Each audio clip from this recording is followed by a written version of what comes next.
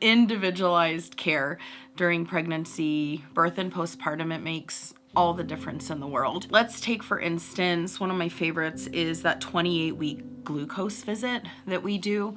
So I've had some of my moms come in and they talk about how they've had hospital births before. And even though the birth technically went okay, they're still disappointed in the process. And so we start diving in. If you guys have listened to any of my other episodes, I'm kind of big on the emotional side of things. So we start pressing into the emotional side of things. And I'm like, what is it that made you feel disappointed in your process? If everything came out okay, right? Like you still get a baby on your chest, but why? Why are you feeling deeply unsatisfied with how everything went? Why are you searching out something different? And they will start talking to me about things like, jump back to blood sugar, like blood sugar. So they'll say, well, I went in for my 28-week glucose test and we did this test and I was like right on the line. I was 1 point over. And then I was pegged with this gestational diabetes diagnosis, which has then gone down the line into doing things like fear mongering during ultrasound visits. You're gonna have this giant baby, right? And then they even fast forward a little bit more down to the end where they're like, we have to induce you at 39 weeks because you're gonna have this huge baby and we've got to get this baby out. And I would have to tell you 9.5 out of 10 times when people are coming to me to shift care for another pregnancy and they're telling me about those births, those babies were like 6.5 pounds and 7 pounds. Like these were not giant babies that were coming out, right? And so instead of somebody listening to them where they're like, I think I just need a small shift, they were pegged with a diagnosis right off the bat. And then that changed and shifted the course of their whole birth and postpartum journey just because they weren't listened to. And somebody didn't take the time to figure out why they were 1 point over. And so let's take the glucose visit again and come back into our office with that glucose visit story. So I've heard their history. I know they have a history of gestational diabetes or that diagnosis of gestational diabetes. So we do monitoring. We monitor a lot. So again, we call a lot on our moms to be proactive in pregnancy. So we do a lot of self-home monitoring of the blood sugars. Some of our moms decide to get one of those continuous blood sugar monitors. We do a lot of journaling of the food that you eat. We do waking fasting numbers. There is a lot of home visit care that we do.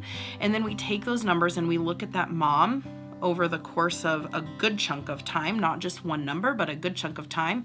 And we look at it and we say, what foods are you eating that are triggering these blood spikes? Because honestly, that glucose test is a diagnostic tool to tell us whether we are having these regular blood sugar spikes, because down the road, we don't want this huge baby coming out that is then insulin dependent when they come out. That's not a fun baby to have in a postpartum room when they're insulin dependent and they're crumping on you and they look awful, like they're just not holding their own and they need supplementation. And so what we want to do is we want to take out those trigger foods for mom. We want to make sure that that blood sugar is staying within a normal limit for her so that we don't have these massive blood sugar spikes all day long, which then fast forward creates a healthier baby if we have the whole self-tended, especially with diet. So we're getting all the nutrients that we need. We're avoiding the sugars. We're avoiding the carbs and the processed foods.